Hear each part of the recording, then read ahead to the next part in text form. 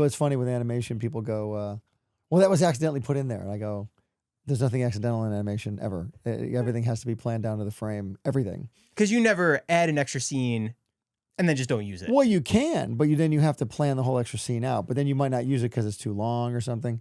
But like, with live action, you could set up a camera here and something funny could happen in the background. Oh, we caught that on film. You can't do that with cartoons. Everything's got to be planned. Everything's intentional. Yeah. So incredible. Yeah. Well, it has to be because it's all planned out by the frame and planned out by you got to record it first with the voices. Then you have to plan out the layout where the characters are going to be standing. Then you have to plot out, what happens in this scene, how many frames to get over here, how many frames to get over here. It's a little bit different with computer animation because they don't have to do as many what we used to call exposure sheets, which are like they're almost like music sheets where you have to write all your frame action down. Like, I don't know if you've ever seen an exposure sheet, like old school Disney Hanna-Barbera exposure sheet where there are these big pieces of paper and there's like a million different sections on it and each one is a frame of film. Yes, I've seen this. So if I want Timmy Turner to walk across the camera or walk across the room in 10 seconds, there'll be 5 steps. 1, 2, 3, 4, 5. And I got to plot all that out in the exposure sheet so the animator knows how many frames I want that character to move. And then I'll watch it back. If it's too slow, then I'll speed it up. Okay, four steps. 1, 2, 3, 4. That's better. That feels better. But I want him to blink his eyes at the same time, so I write that in there too. That's very old school. They don't do that anymore. So in Fairly Odd Parents, is that 12 frames per second that you're... 24 frames. You're doing 24. Yeah, 24 frames per second. So someone is drawing 24 frames per second. No, they draw 12 frames, and they 12 drawings, and each one gets 2 seconds. Yeah, each one gets 2 frames. So yeah, it's but you can do 24 frames a second. It's just more drawing. I mean, that's the crazy part about animation. And people don't. I think many people do appreciate it, but still to this day, very few people know how it's done. It's just one of those things you don't think about. It's like when you get a cup of coffee, it's like, oh, thanks, and you walk out of the store. You don't think of what it took to get the coffee to the store, right? With cartoons, it's the same thing. It's like, how did they make Fred Flintstone talk as opposed to Pinocchio? How did they make Peter Pan move as opposed to Buzz Lightyear? No one cares too much as long as the story's good. Let's say you did want Timmy Turner to go from this side of the room down to the other side of the room, and you want him to run. How do you know how many frames it is to get him to run at that exact speed that you want him to? That takes some experience because there's ways to do it. Like if I wanted to do like a move where, let's say I was doing the Flash, like the character the Flash who runs really fast. I have 2 choices. I want to show him running really fast. I could do I can do a million drawings of a guy running and shoot him like at half a frame or whatever and make him run really fast. Or I could just have him zip off frame real quick. So he'd be there in one frame and then the next frame he's gone with a little like streak. So then when you watch it played back, you just see, and the guy just takes off. But your mind fills in the rest of it. Your brain sort of fills it in. So, but it comes with experience. Like over years of experience in that form of animation, doing the frame by frame, you would go, well, I've learned over the years that this many steps is a good leisurely walk. This is a funnier kind of a Daffy Duck walk. And this is a really funny sort of, Angry Bugs Bunny walk or whatever. I want that kind of walk. And then you just study that stuff and you learn it. It's like playing guitar. It's like learning somebody else's song. How did that guy play that? How did that guy, and the same with animation. How did they animate that? How did they animate that? Oh, that's how they did that. That's how they did those facial expressions. So a lot of us back in the day, we would just copy everybody's stuff. Because as an artist, that's what you do when you're growing up. You learn from other people's stuff. I'm going to copy this. But as you copy it and learn it, because when you get a job on a show, you're going to be doing somebody else's stuff. Like if a young artist gets a job on SpongeBob, they've got to draw things in the SpongeBob style. They might have trained their whole life to do anime, but now they got a job on SpongeBob. Whoa, we got to do SpongeBob, right? That's where your skill level has to adapt and how you have to be very flexible. Make sense? A lot. It's really interesting because also you figure out the entire world. So when you're like, Timmy can only run this fast, that kind of sets the pace for how he's going to be running for the rest of the show. Sort of. It depends on if you want, for example, if you're just kind of jogging down the street, I can't wait to get to school today. It sure is going to be fun. You would map out, again, by hand, back when I started this, because now it's all done with computers, but we don't just push a button and things appear. We just don't do that. Well, I guess with AI you can do that, but we don't do that. But we have to plan out. Timmy's going to walk and the background's going to pan at a medium speed. because you got to pan the background behind him because Timmy's in the center of the frame. So now you're panning the background behind Timmy. This is kind of a leisurely walk. So it's kind of going a little bit, And then we would do the whole Fairly OddParents episode. All the scenes come together. Finally, the characters are on their backgrounds. Things are moving, and you're like, boy, that's terrible. So you watch it scene by scene. Okay, speed that up. Cut that out. I don't like that close-up. Make it a wide shot. That did not work. Oh, that's good. That worked. Let's keep that. Then that's called retakes. And then you send that back to the animators. And then they'll go over your notes. And then they'll, fix things up. Also, you might have scene 5 is animated by animator number 1. But then scene 6 is animated by animator number 2. Now, scene 6 is animated by a guy way over here in this part of the room. And 5 is by this guy over here. They don't ever talk, da-da-da-da. So when they get the scenes, when the scenes finally come together, you're like, oh, that guy didn't turn the head the right way. That guy didn't draw the face the same way. So now that's called a hookup. You got to make sure those scenes hook up seamlessly so the audience, it doesn't jolt the audience. What would you say is the most expensive shot in animation? And why is it expensive? Out of just on average, like any movie that's ever been made. In your style of animation for like Danny Phantom or Fairly OddParents. Wow. Expense-wise, it depends on how many characters are in the scene. We've done scenes like in Danny Phantom, for example, where there's like dozens and dozens of ghosts on the scene. I wouldn't say expensive-wise, because here's the thing. Unless it's a special reason, you can't ever really get outside the budget. They give you this much budget per episode. So it's up to you and how you spend that. And you want to That's your call, how you spend it. That's my call, right, how I spend that. As the EP. As the EP, right. Like, we can put a dozen characters in this scene, but I don't recommend it because then we got to do it in the following scene. And, one scene leads into 10 other scenes. And so, did you ever see like the 95 X-Men or the 97 X-Men? Or even like an X-Men TV series? I used to feel so bad. I'd watch, when I worked at Marvel Productions in the 80s, actually in the 80s X-Men, these guys, it was done in the Philippines, the animation. And they'd have like scenes where there were 10 X-Men in every scene with all the costume stuff and like all the stripes and the dots and the spikes and whatever. And this is hundreds of drawings and it just takes up so much time. So you want to kind of make sure your crew doesn't get exhausted and that you can tell a story without having to put too much in it. I mean, you want to make sure that things are clear. Clarity is the main thing. Real quick, guys, I'm going to put you onto something that might change your life. Coffee Bean just dropped a new drink, and it lives up to the hype. It's called the Daydream Ice Blended Drink, and it's basically summer in a cup. You've got smooth coconut ice blended base, then they layer in butterfly PT, which gives it that wild color, and then they top it off with this dragon fruit lychee creamed cap. It sounds crazy, but it works. It's super refreshing, not too heavy, and it's honestly something that you should be drinking poolside. Maybe bring it to the beach, but here's the catch. This is one of those limited time things, and it's only around until July 8th, and then it's gone. So if you're trying to switch it up from your usual order, go grab the Daydream Ice Blended at Coffee Bean while it's still out. Trust me, it's gonna change everything. Smooth, delicious, amazing. The coconut, the dragon fruit, it all balances out so well. Summer in a cup. This is the kind of thing that we're gonna be begging for next year. It's a party. It tastes like a summer party. As the executive producer, is that your role to figure out the budget for how much you're spending on each episode? Yeah, as the EP, I work in tandem with the line producer, who's in charge of the money. They hold the key to the safe, basically. And you say like, well, I want to do this episode, but I'd love to get this guest star to do this voice. Can we reach out to Gene Simmons? Gene Simmons, for example, yeah, which we did. And Paul Stanley. And Paul Stanley, that's right, we did that. We're like, can we? That was funny. We did that. Nickelodeon came to me, and they were like, this is way into the Fairly OddParents run, like season 7 or something. They're like, we want to do a 3-hour special. Now, I just want to ask you, Joe, 3 hours of entertainment is a lot. How long was Infinity War? 2.5 hours? That's a lot, right? 3 hours of a cartoon like Fairly OddParents. You're like, oh my God, what kind of a special can we do? So we had this epic story. And I was thinking, well, Timmy's he's got to have a goal. So what's the goal? He's got to get this magic thing or whatever it is. It was a guitar. I thought maybe the guitar is owned by a magical band. Okay. Well, we'll never get Kiss. We can't do Kiss because Kiss looks like they should be in a cartoon, right? Kiss has their look.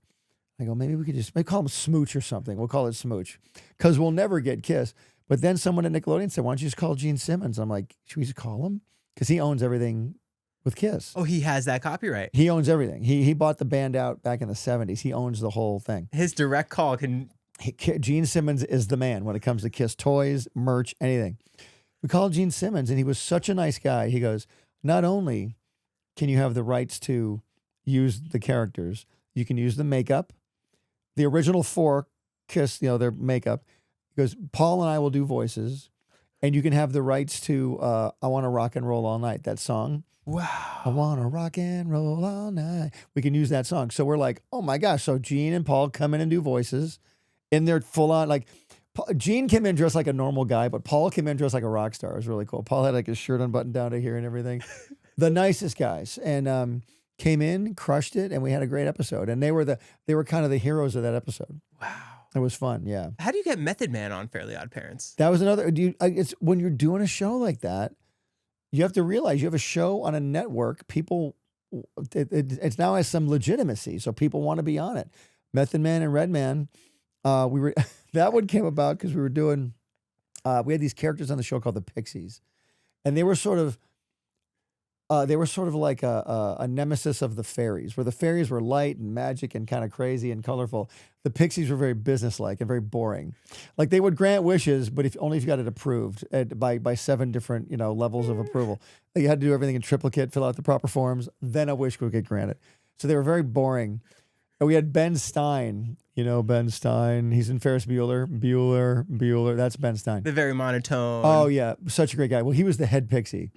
We're like, we should have the Pixies do a rap song, but it should be the most like get down rap song we could possibly do. The most not. So like someone said you should get Method Man and Redman, and they said they would do it. So we had them do this rap, and it was just so funny. And it was like, we're Pixies, yeah, and they were doing all that stuff, and it was just so much fun. In episode 1 of Fairly Odd Parents, yeah. Frankie Muniz is Chester. Frankie Muniz is Chester. He's being picked on by a bully, and his name happens to be Francis. Is that a nod to Malcolm in the Middle? Oh my gosh, that's a great question. First of all, hats off to the great Frankie Muniz. What a great guy. And we had so much fun working with him. He was like 12 when we were doing the show, when we first started in 2001, because Malcolm in the Middle was huge. It was like 2 years into Malcolm. Yeah, and I love Malcolm in the Middle. To this day, I love that show. And I love him. I think Frankie's just great.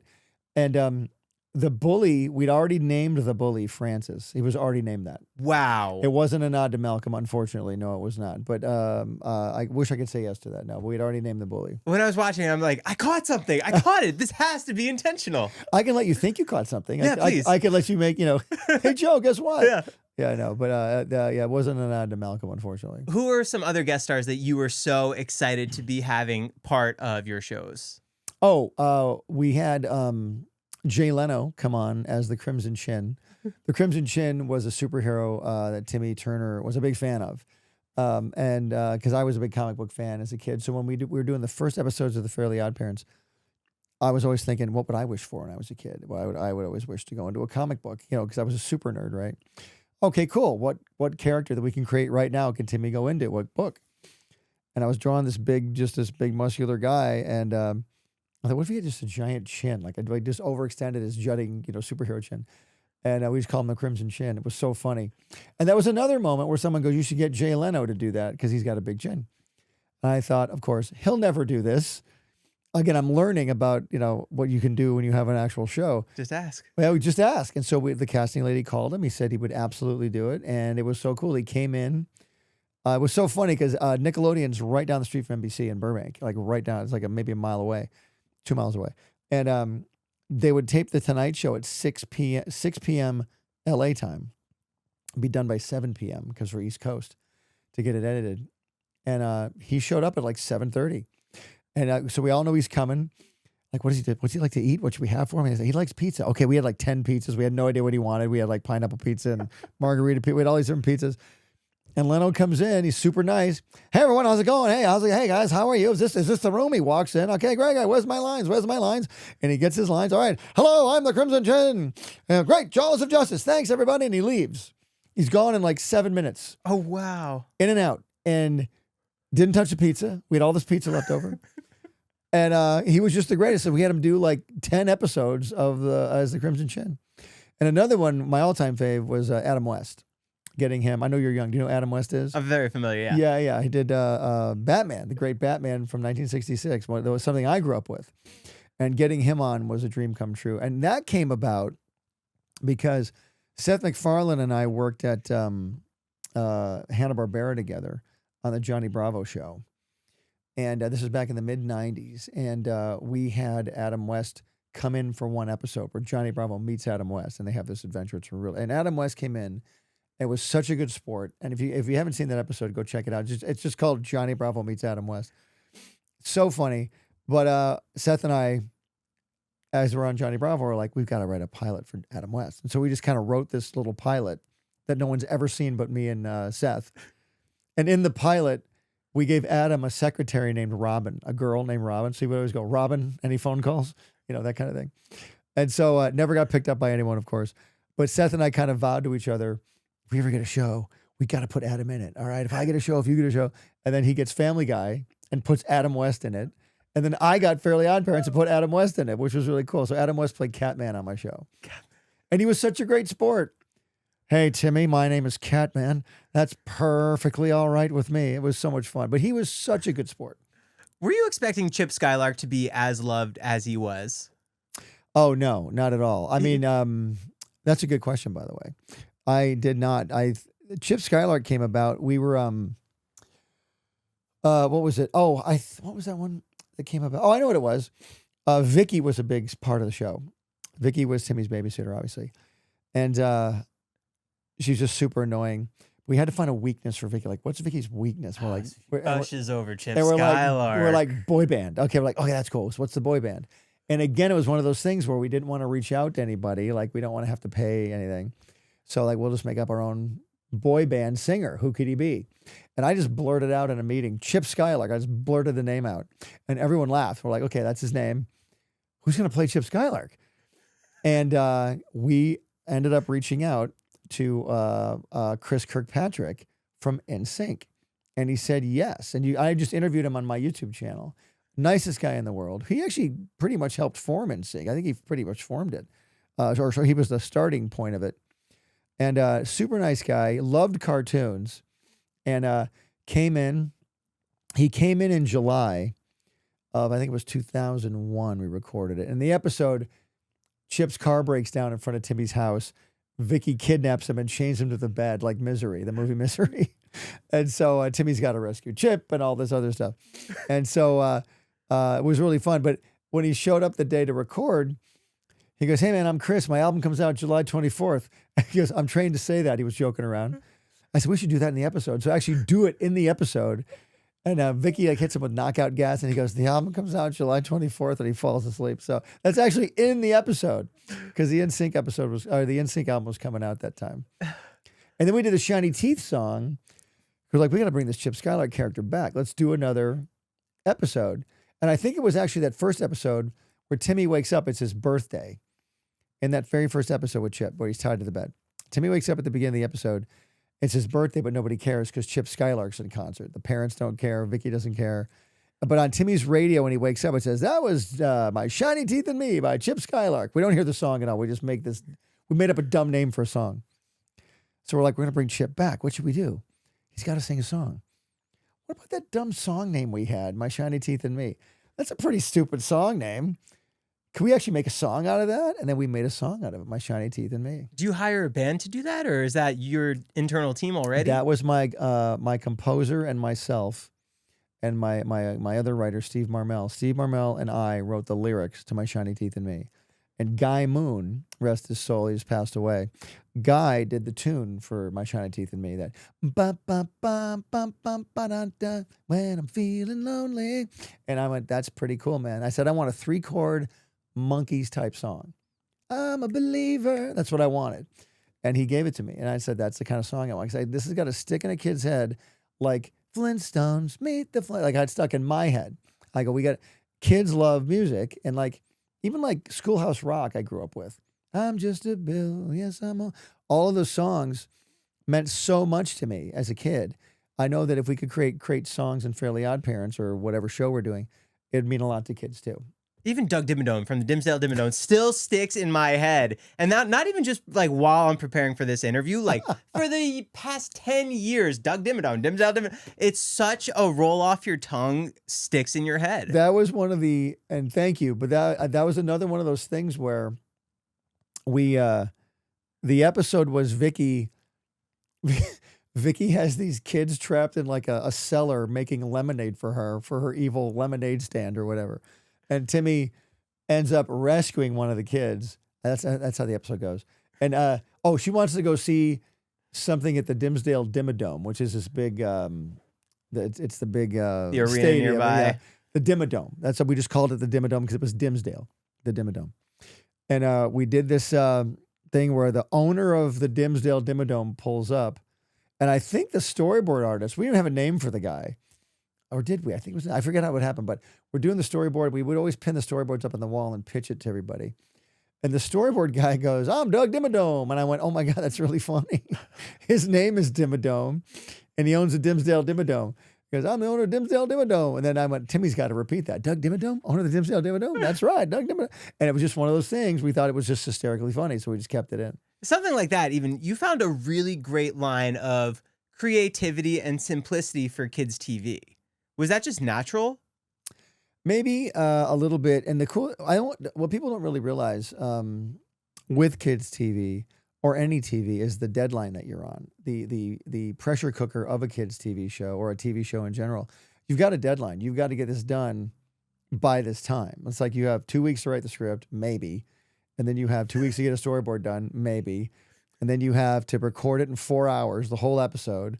And then you have to get it edited, put together, animated by, in 6 weeks. So in 6 weeks, like if we were starting a cartoon today, 6 weeks from now, we'd have to have like our first take of the cartoon. Or maybe back then it was like 3 months. In 3 months, you're getting your animation back.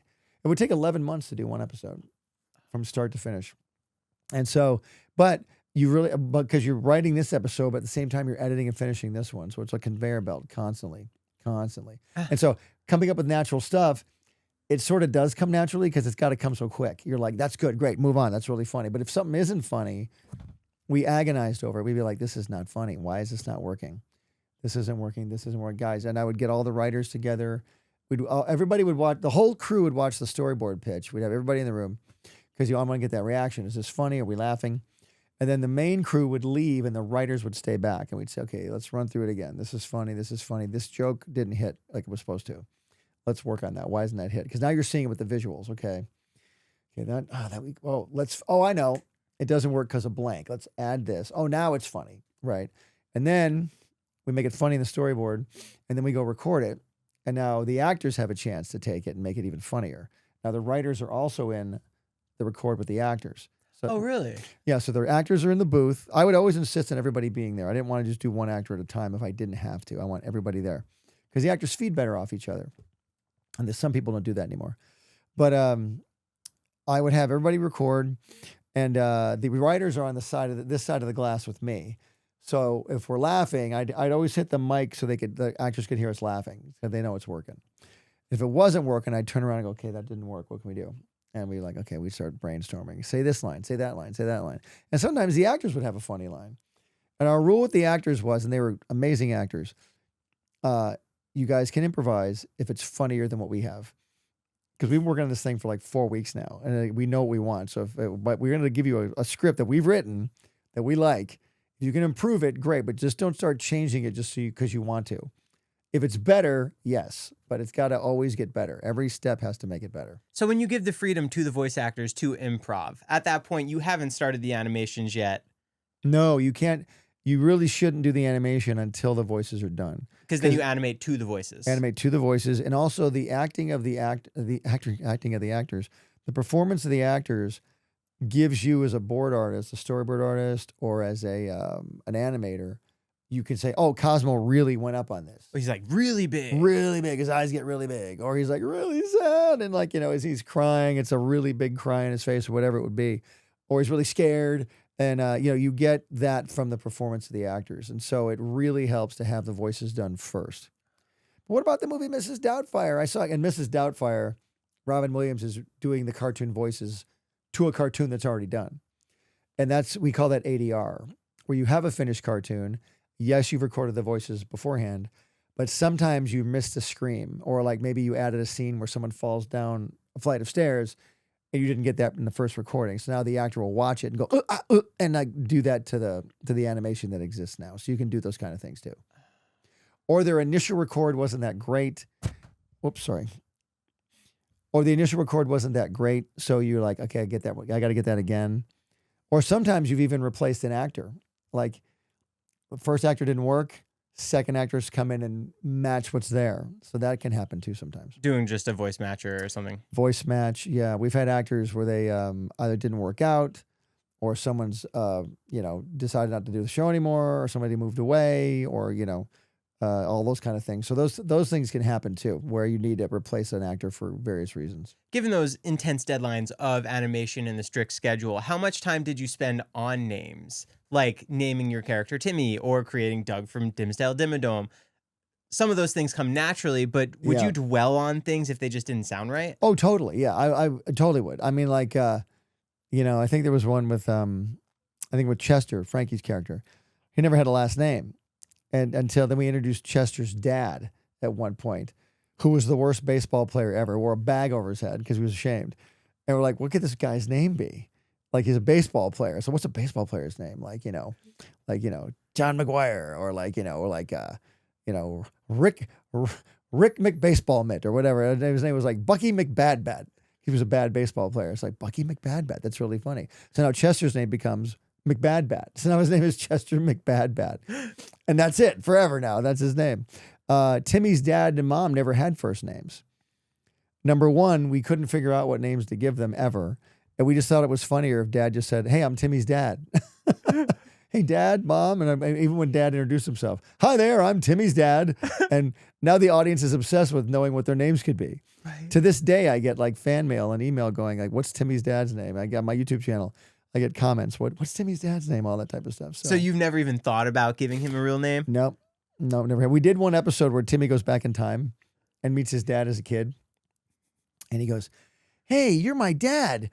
He goes, I am? He goes, yeah. He goes, well, you can't call me dad. My real name is, and then a car drives by. But everyone calls me dad. And we don't even hear his name.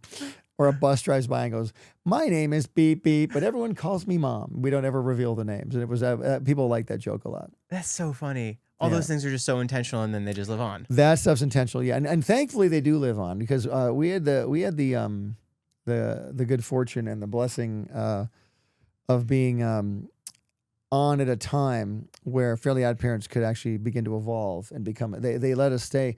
Most shows get 2-3 seasons. We got 10 seasons to like develop the show, develop the world, expand the characters, really develop them into something that was really fun that people would want to watch over and over again. A lot of shows don't get that luxury, but we did. What was the Nickelodeon in the 90s and the 2000s like, as far as creativity and the freedom to do what you wanted to do? That's a good question. It really. It was something very special. And I've worked at a lot of places. And prior to Nickelodeon, I worked at a lot of animation studios where things were kind of based on the latest toy, the latest, My Little Pony or He-Man or like whatever. Something that had the existing IP. Right. There was already a toy out, so you're making. And it's fine. You make a show out of a toy. That's cool. But Nickelodeon was, and prior to that, Cartoon Network. And by the way, I was at Hanna-Barbera the day it became Cartoon Network. I never realized that. Yeah, because Ted Turner bought Hanna-Barbera. And I remember the day I was there. I just started there too, like 92 or 93. And everyone had to go out into the parking lot. I was 3. That's why I never realized that. Yeah, exactly. Yeah, well, I was 30. I was 27. So, but we had to go out in the parking lot. And Ted Turner said, hey, everybody. He was on a podium. And there's like, 300 people out there. I'm Ted Turner. And everyone knew who he was. Of course. And it's like, we just bought Cartoon Network. We just bought Hanna-Barbera. Your new name is going to be Cartoon Network. It was just like that. We went, oh, wow, okay. Because we're going to have a great time taking the library and expanding it. And you guys get to pitch us new ideas. And that's when they actually let us pitch new ideas at Hanna-Barbera. That had never been done before, where the artists could come up with ideas. Because Fred Seibert had been put in charge. Ted Turner put Fred in charge. So Fred Seibert and I became good friends. And Fred put an edict out to the studio. If anybody has an idea, I have a new show called What a Cartoon. If you want to pitch an idea, pitch one. I had no intention of pitching an idea. I was terrified. I didn't want to do it. And I was working on my little job. That's all I wanted to do. Was it your dream to have your own show? Nope. Not just that to time. animate. My job was just to have a job, and my dream was just to have a job at that time. At those Burbank studios where Cartoon Network, that building was? No, not that one. This was where at Universal City. This was on Cahuenga. Okay. It was where the Hanna-Barbera building was on Cahuenga Boulevard. And right down the ramp from Universal City. And so I was in there, and a friend of mine said, we should go pitch an idea. And I'm like, you pitch an idea. He goes, tell you what, I've got an idea. You come help me. I went, okay. So I helped him do a storyboard for this cartoon idea that he had, and they bought it. It was one little short cartoon. They bought it. I went, wow, that was pretty cool. And we come up with another one. So we came up with another one, and now I'm into it now. I'm like, oh, this is kind of fun because I love the pitching experience. I love the presenting experience. At this point, are you drawing your own little sketches and animations? Right. Now I my day job was working on the shows I was given, like, doing the props and the characters for Droopy, Master Detective, or Tom and Jerry Kids, or whatever show I was working on. But now they're starting to buy new shows, like shorts and things like that, short cartoons. So I pitched several to Hanna-Barbera or to Cartoon Network. Fred bought them, and then Fred left to go to Nickelodeon across town in Burbank. He said, I'd love you to come over and work with me. I have another thing I'm doing. It's just like the What a Cartoon Show, but now it's called the Oh Yeah Cartoon Show. Original. Yeah, exactly. If you watched the Oh Yeah Cartoon Show or What a Cartoon, you would see half an hour of entertainment, but there'd be 3 cartoons. Original ideas done by all different people.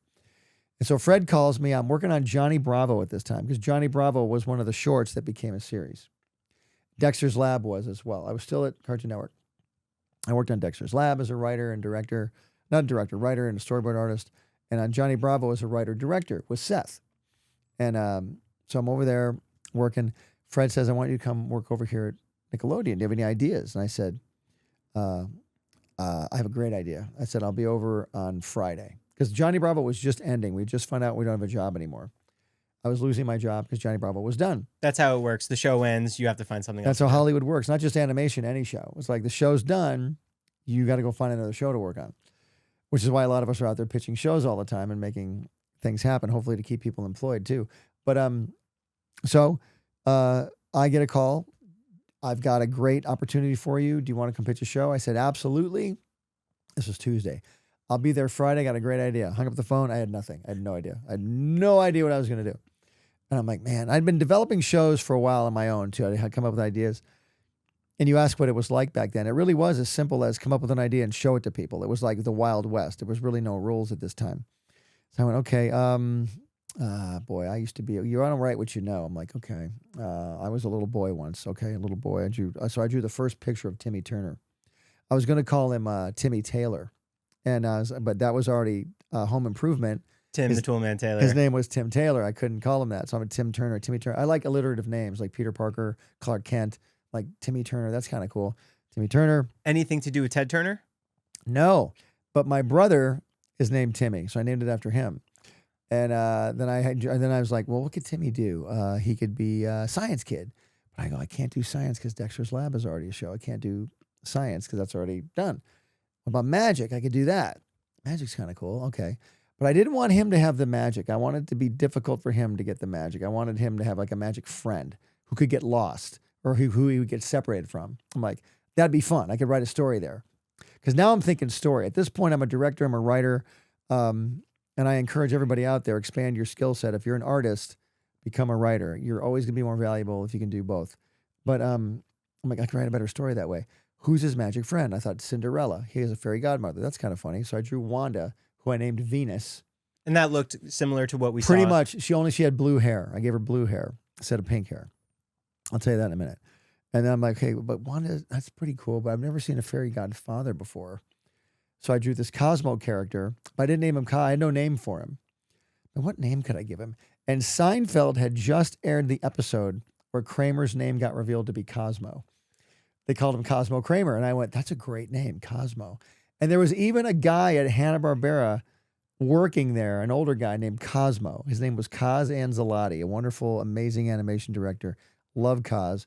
And Kaz, I'm like, Cosmo Anzalotti, Cosmo Kramer. I got to name him Cosmo, so I named him Cosmo. And I just thought that was a really funny name. So I went Cosmo and Venus. Wanda's better because like Magic Wanda, and that was better. So I named her Wanda. And then I started putting the show together, and it was like 15 minutes. I designed Vicky. I drew a drawing of them in the fishbowl because kids love to have secrets. And within 15 minutes, I had the Fairly OddParents. And then I took it in on that Friday, to Fred over at Nickelodeon. And he liked it. And we had to make one short cartoon. And that led into the ones we're making now, or what were made. Wanda's hair was originally blue. It was blue, but then when I started making the show, I made Timmy's bedroom blue. So her blue hair against the blue wall didn't stand out too much. So I turned it to pink so it would stand out more. Is it true that Timmy was almost named after your other brother, but then you got into an argument with him, yes, so you changed it to your other brother's name? That is true, yeah. I was gonna name after my other brother, and that day, for whatever reason, we had an argument on the phone, and it was one of those things. I didn't know Fairly OddParents would last 35 years, so I didn't know. This is a long argument. Yeah, I know. Anyway, I was like, oh man, I don't know, I'll name him after Timmy instead, And yeah, it's one of those things. But anyway, I tried. It was my brother Mike, and I tried to make it up for him with Bunsen as a Beast. I named that lead character Mikey. So I named him after. I did name a character after him eventually. So when you got that meeting, you thought this one show was good enough, and you only had that one package to show. As far as what, the one short cartoon? Yeah, to present was Fairly OddParents. Yeah, I got to Nickelodeon. They gave me one episode of Fairly OddParents to do, the pilot episode. So I had to come up with. That was the first time I wrote my own script by myself. I was like, I wrote it on a Mac Performa. I had a Macintosh Performa. That was the computer, because the computers were, believe me, I know this sounds really weird. Nobody used computers back then. This was 1997. And the computers were out. Yes, we used them, but I didn't use them a lot. So I'm trying to write this computer, on this computer, a script. I wrote a script. I wrote like a 10-page script. And then I took that script. This is between Tuesday and Friday now. I wrote like a 10-page script.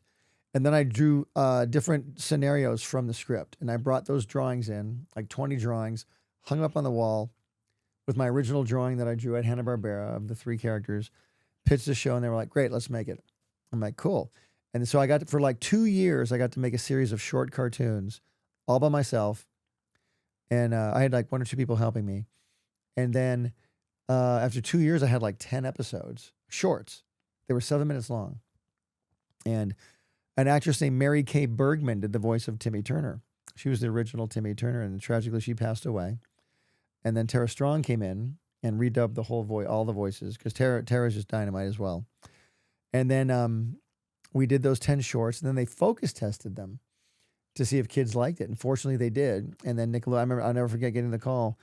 We're going to give you, we're going to pick up your show and give you 6 half hours. So 6 half hours meant 2 episodes per half hour. Now I'm going to 11 minutes per show. It was 7, I'm going to 11. 22-minute episodes for the 30 minutes. And 22 minutes, then we had 8 minutes of commercials back then. So 22 minutes of solid entertainment. And so now I've got 6 half hours. That means 12 stories. So I had 12 stories only. And I'm like, what stories can I tell? So we did the Crimson Chin episode. We did one where Timmy goes back in time and learns his dad's name. We did Timmy turns older. What would every kid want to do? Be older. Timmy turns into an older guy. But he's not the handsome, studly older guy I thought he would be. He's like an old, guy with no hair and back hair on his back and stuff like that. And so that was such a fun. I just sent that to Tara too. I said old Timmy. Yeah, exactly. Yeah. So ended up doing that and did 6. It was so funny too. We did our first 6 half hours, got them done. It premiered the same night as another Nickelodeon cartoon, and we actually ended up getting higher ratings. And everybody had their money on the other cartoon, I was told. I was actually told this by a Nick exec. Yeah, Butch is probably it. The other cartoon, we really are going to start making that one more, but thanks very much. I was told this by an exec. This was to see which cartoon would get the push. Would get the push, yeah. So it was going to be premiere night, and then we're going to start with this other cartoon, which they still did. But then they looked at me after the first night and saw the ratings so huge. They were like, hey, do you want to make any more of these? And I'm like, well, I'd love to make more. And so, but they waited so long to ask me to make more that it was going to take me another year to get those episodes completed. So those first 6 half hours ran for a year, and the ratings kept going up and up and up. It was really, really special. So that worked in your favor to build up that fan base. Absolutely, yeah. Then they took the original shorts that I had done, even though they weren't 11 minutes long, they turned them into half hours. They started re-edit. We had to go in and re-edit them a little bit, expand them a little bit, and Tara redubbed the voices, and we made those into half hours too, just to keep the audience, fed. When you get the first pitch and they approve your show, where are you living and what are you doing at that time? Is your brain just 24 hours, Fairly Odd Parents, I'm going to make the show work? We have to, yeah. You have to be that way if you're serious about it. I mean, think about the opportunity of a network saying yes to something you thought of. And was Nickelodeon at that time Nickelodeon? Oh yeah, they were Nickelodeon. Yeah, they were full on Slime Nickelodeon. They had done Rugrats, Doug, Ren and Stimpy. SpongeBob had started. SpongeBob was about 2 years ahead of me. They had 1999. 1999, yeah. And I was in. My show became a series in 2001. That's when it premiered. And they had Rocco's Modern Life, and they had a bunch of live action shows they were doing. It was really the Wild West because Nickelodeon was trying to figure itself out basically. And the guys in charge at the time, Albie Hecht and Kevin Kay and Herb Scannell at the time, they were really real risk takers. Those guys really would just like go, yeah, dude, let's do it. And I was so excited. So I was doing that and making it happen and work. And I'm living at this time. I'm living in Glendale. Wait, am I living in Glendale? Yeah, I'm in Glendale at the time, in a condo. I have one daughter. My daughter's 2 years old. And I'm like, okay, Dad's got some money now. No, by the way, this was not big money. This was like barely getting along money. But, you get that little option they give you for the show. And that's when they buy the rights to the show. Because they're taking all the risk. The network takes the risk. For every Fairly Odd Parents, there's 10 other shows that don't work, right? So whenever you take a risk in anything, you get the lion's share of all the reward. And so, but we sold the rights.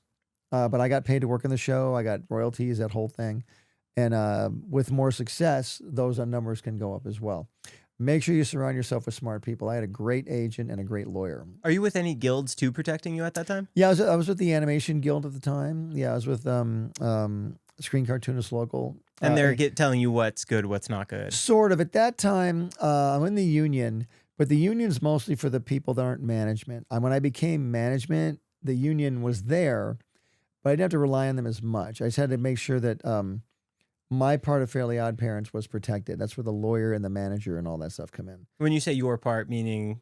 Meaning like, if they do this show for the next 60 years, I got to make sure that I'm a part of it, right? Because the last thing you want to do is, see, in business, especially in Hollywood, you don't get what you deserve. You only get what you negotiate. I guarantee you. So good. You're never going to get, maybe you'll find some nice people out there. I'm not saying people are all evil or bad, but just make sure you got things in writing. Because if it's in writing, you have a lot more of a leg to stand on, So it's not. And I tell this people all the time too. I'm glad you're a cartoonist. I'm glad you can draw. I'm glad you can do funny voices.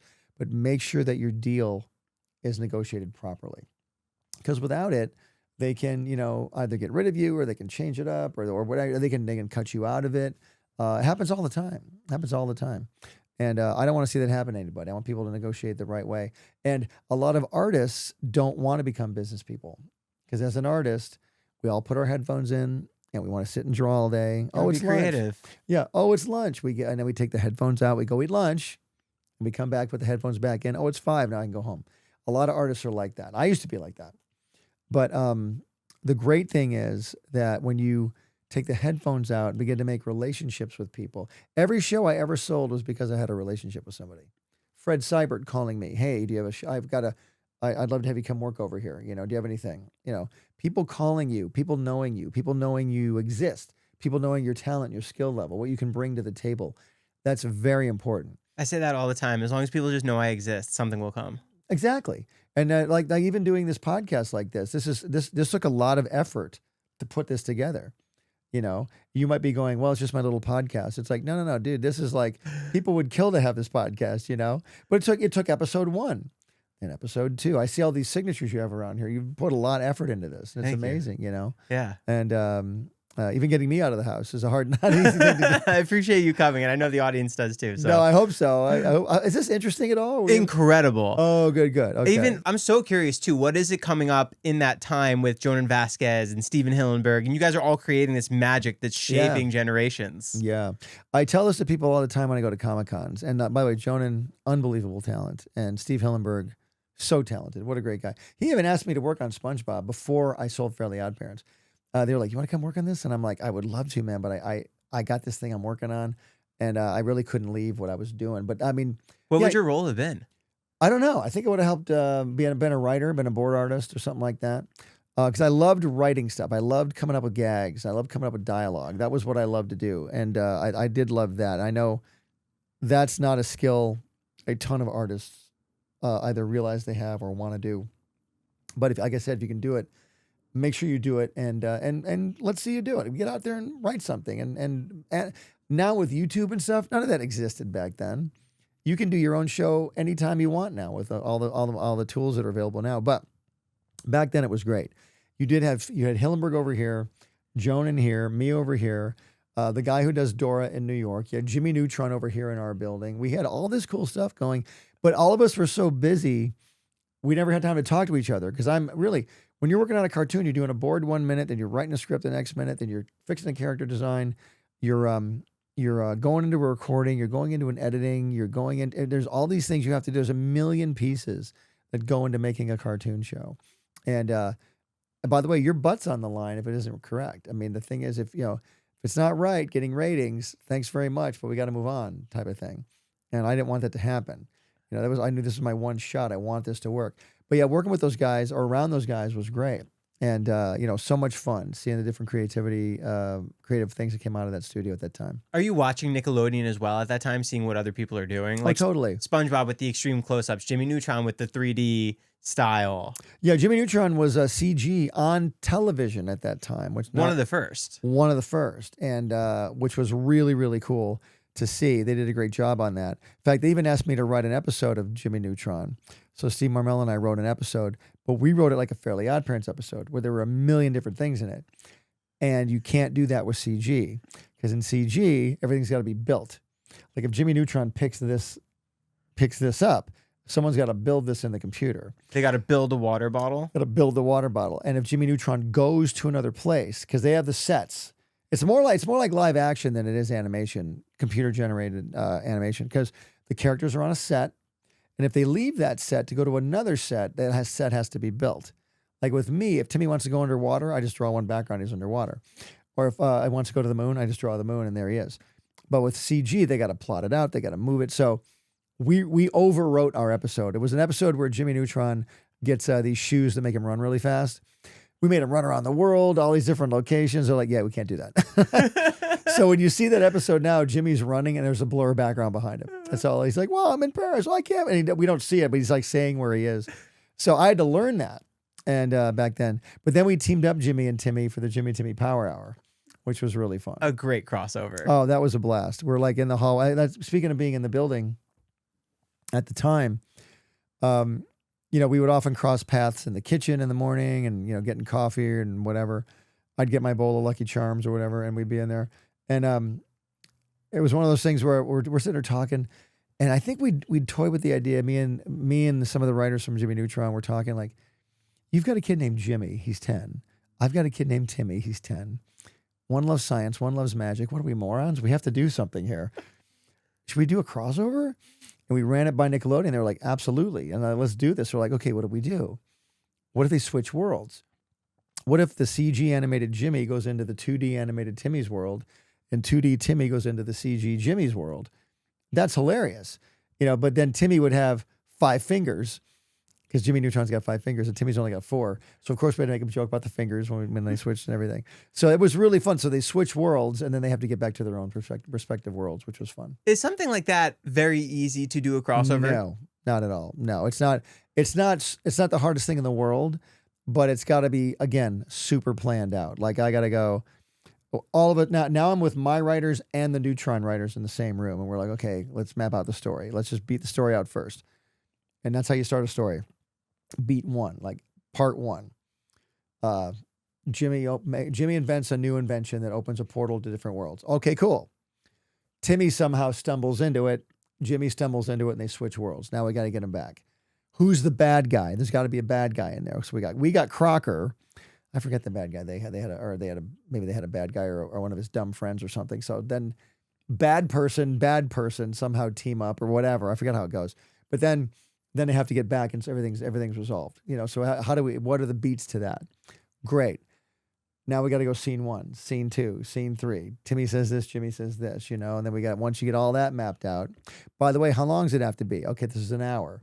So an hour is like 45 minutes, 47 minutes.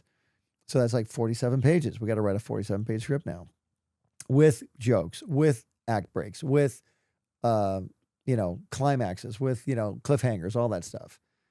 And keeping it, flowing and moving. And it's really, really intricate. And that's not considered your show or Jimmy Neutron. That is just its own entity.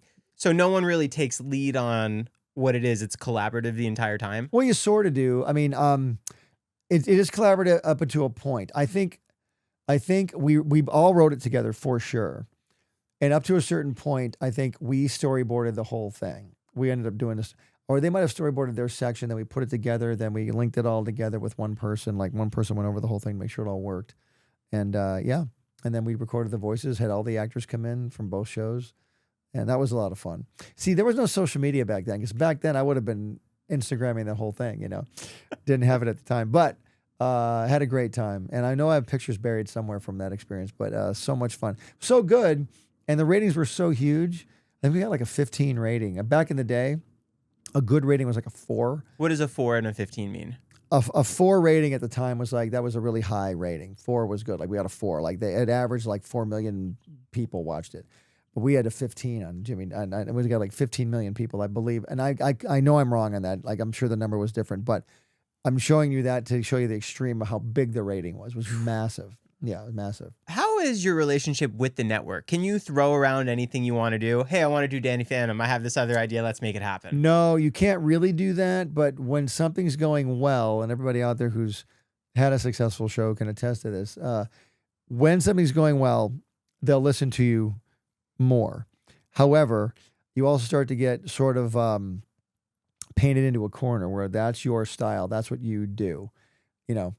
I love Butch. He's great, but he only does the Butch stuff. We want someone else to do this stuff, right? So you've got to play that really well too. Like as an artist and an animator, if you're in a building like that, if you're in a production studio like that has a big reach like Nickelodeon, if you can learn the office politics, you can really, really enhance your career.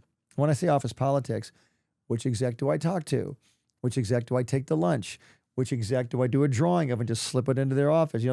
How do you make them like you, basically? Because at the end of the day, these execs want to work with people they like, and so do you. And so you want to make sure that, if a Butch Hartman idea comes up, I like Butch. Fairly OddParents. He's a great guy to work with, that kind of stuff. You want that to be said, right? And so when Danny Phantom came around, which was really cool, before I was ever even asked if I had Danny Phantom, I was working on Fairly OddParents. It's going really well. My mother lived in Las Vegas at the time, and I had just moved into my new house, and I had a guest house. It was a real fixer-upper. Here in L.A.? Here in L.A., yeah. I was living in L.A. the whole time during all this, but I was in a different house, and I was living in... Now I had moved to Calabasas, so I'm in Calabasas now. The schools are better because I had 2 daughters now, and they're getting older. Is it easy to name your daughters versus naming your characters? That's a good question. It's like how funny do you want to be? We gave our daughters more traditional names than I didn't name them Doug Dimmadome or like Jorgen von Strangle, things like that, or Chip Skylark. No, we didn't do that. But anyway, so I'm doing Fairly OddParents, and my mom lives in Vegas, and she wants to move out of Vegas and come live in LA. So I fly to Vegas, and I'm driving her back in a moving van with her stuff. So my mom and I are in a moving van. And I'm just, at that time, no one had cell phones. So we're driving, we're running out of conversation. I'm just like driving, and I'm thinking of different things. I'm like, I know Nickelodeon at the time was looking for a boys action show. You just heard through the grapevine that's what they wanted? Grapevine, yep. And so I'm going, boys action show. Like, what would be a cool name for a boys action show? I'm like, when I was a kid, I loved Johnny Quest. I'm like, Johnny Quest, that's a killer name. I've always loved that name, Johnny Quest. If I come up with a name like Johnny Quest, like okay, what's a cool name? What's a cool word like Quest? Like Quest, Thunder, Dynamite, Lightning, Phantom. And this word Phantom hit my head. I'm like, Phantom's really cool. Okay, Bobby Phantom, Jimmy Phantom. And by the time I got to LA, I had the name Danny Phantom in my head. I'm like, Danny Phantom, that is a killer name. If anything else, I can name my next child Danny Phantom. But I'm going, Danny Phantom. What could he do? What could a kid like Danny Phantom do? So as I'm driving this moving van going, he could be like a Ghostbuster, like a Scooby-Doo type thing. He could have a bunch of friends who help him catch ghosts. You're going through your head of what's not on TV right now. Yeah, what's not on TV? Danny Phantom. That's a cool name. What can Danny Phantom do? Does he have his own powers? What's he do? So I'm developing this whole show until I go back to Nickelodeon. I'm developing the show. And finally, about a year later, Fairly OddParents is doing very well on the air. Thank God. And the two head guys at Nickelodeon take me to dinner. Where do you guys go? We go to, it was the Ivy. The Ivy in Beverly Hills. Classy. I remember, yeah, it was very nice. Still nice. We go there now. Ivy in Beverly Hills. I think Steve Martin was there that night too. It's so funny. I'll never forget. Steve Martin's there. I'm like, Steve Martin's over there. He doesn't care what I'm doing. That's Steve Martin. But I'm sitting there and they're like, hey, we love Fairly OddParents. It's doing great. We're going to pick up 20 more half hours. I'm like, great, which is great. It's like 2 years more work. You're like, oh my God, this is great. Thank you. Does that push you into syndication at that point? No, there is no syndication with Nickelodeon stuff at the time. They were their own channel. They would only air it on their channel. So at that time, there was no syndication. But with 20 half hours at that time, we were now up to like, I believe, 40 half hours or something like that. We're doing like, now we're like, we have multiple seasons now. I'm like, wow, this is going to be awesome. Then they say this, what else do you have? And I went, oh, what else do I have? Oh, and I had been working on Danny for like a year, like doing drawings and thinking about it. I didn't have anything with me though. I didn't have, but again, we had phones, but they didn't have, text. They weren't smartphones. They were just cell phones. So I had no images or nothing. I said, well, I got this idea. It's called Danny Phantom. And it's about a kid who catches ghosts. And the guy goes, can you have it in March? Can you be done by March? Let's make this. And it was that quick. And I went, yeah, we could do that. And because of who you are. Right. And your track record. Because of the track record, because there was some success with Fairly OddParents, he said, can you make it by March? And I was like, and your answer, what is your answer, class? Yes, I can. Yes, I can. Let's do this. And he calls my agent. They make a deal. Now I'm doing dance. So I go to work the next day. I get the whole staff together. Guys are doing more Fairly OddParents. Everyone's cheering. This is great. Yay. Oh, and one other thing. We're doing another show now called Danny Phantom. Like, what? People are freaking out. Because I don't think anybody had this happen to them at Nickelodeon. Maybe they have, but I don't know. I never heard if they did, but I was like, we're doing another show now. And I said, I need a couple people. And I already had in mind who I wanted. I'm going to pull you guys off off Fairly OddParents. And I need you to come over here. And now I had to start a new crew. So now I've got Danny Phantom and Fairly OddParents I'm doing at the same time. Is this your own production house, your own studio? No, we're in Nickelodeon still in Burbank. But I did form a production company at that time. I was always a loan out with my own production company. What does that mean? A loan out means that you are, it's a tax thing where you have your own entity that you are working with Nickelodeon, not for Nickelodeon. So it deals with ownership and things like that and all kinds of stuff. But having your own entity is better tax-wise. So my lawyer and my agent said you should form your own entity. So I formed Billionfold Productions. Billionfold, you'll see that logo at the end of my show. And so doing Danny Phantom, we had to develop the characters. It took, check this out. The guys who picked up Danny Phantom went off to do some other things. And now the new regime that comes in to Nickelodeon doesn't like Danny Phantom. And I've been working on it now for a year, developing it. Already greenlit. Already greenlit. But Fairly OddParents is still doing great. So now we're a year into Danny Phantom, where it's like 2002 now, I think. Because I had that dinner meeting was in 2001. So 2002, they start going, well, we don't really know if we want to do Danny Phantom and all this. And I'm like, okay, listen, And here's where the politics come in. I really had to fight for this. I had to find out who to talk to and say, look, I really want to do this. Let me pitch it to you. And I had storyboards made. We pitched it, convinced them to let me make it. And it took like 2 years. We ended up casting the parts. And then from the time we cast the parts to the time we recorded the first episode was 2 years. Wow. Yeah. So you got to hang in there with your idea, man. And so finally there were some other execs that moved out of the way too. Some that were sort of maybe not helping things move along as quickly as they should. But those folks went away and some new execs came in and we got to make Danny Phantom. And it was a huge hit and it did really well. It was so different from Fairly OddParents. And to this day, different from a lot of cartoons. And it aired, the premiere was after the Kids' Choice Awards. That was a premiere spot. So you had Kids' Choice Awards, and then right after, Danny Phantom started. And it's a cold open. Danny Phantom doesn't start with music. It starts with a cold open. Like we have a little scene, and then we go into the title song. What's the intention of that? It was just cool. I just thought it was really cool. We'd do a cold open, then go into the title. I'd seen it on a couple shows before, like sitcoms and things like that. And I thought it was really neat. Show a scene, have a cliffhanger, go into the title, then start picking up the episode from there. And Danny Phantom was different than Fairly OddParents because Fairly OddParents was 11-minute story, done, 11-minute story, done. Danny Phantom was one big story, act 1, act 2, with an act break in the middle for a commercial. That was just how you thought the show should be structured? Yeah, I want it to be like a half hour, like Johnny Quest was. I think Johnny Quest was a half hour. I want it to be like Johnny Quest. Yeah, I'm like, we got to make this like a comic book. It's got to be a superhero. He's got ghost powers. He doesn't have like a Scooby-Doo animal helping him out. You know, he is the superhero. He can fly. He can walk through walls. He can fly, turn invisible, all this stuff. And he's going through getting these powers as a teenager, like Spider-Man. I'm like, it's kind of like it's a lot like Spider-Man in many ways, where he's a teenager learning how to navigate the powers and high school at the same time. Why do you think that show drew such a connection with the fandom? I think it's about, there's romance in it, number one. It's Danny and Sam, the girl. It's not a romance, but it's a will they, won't they, for sure. And plus, they're 14 years old. The character Timmy Turner is 10, and Danny Phantom's 14. That is a massive gap in age, because Timmy's thinking about gum and baseball cards, and Danny Phantom's thinking about girls. You know, so that's a whole different thing. And so I think, in fact, I meet girls at young ladies at Comic-Cons all the time now. I had such a crush on Danny. Oh my gosh, Danny! The Danny Sam romance was so. I know that was a big factor. And the ghosts. I think the ghosts and the whole world of the ghosts, that really was attractive. If you look at the show, if you look at Twilight, the movie, people love romance and monsters in the same story, you know. But we were before Twilight. We were right before that. So yes, I'm saying Twilight stole from it. No, I'm kidding. Okay.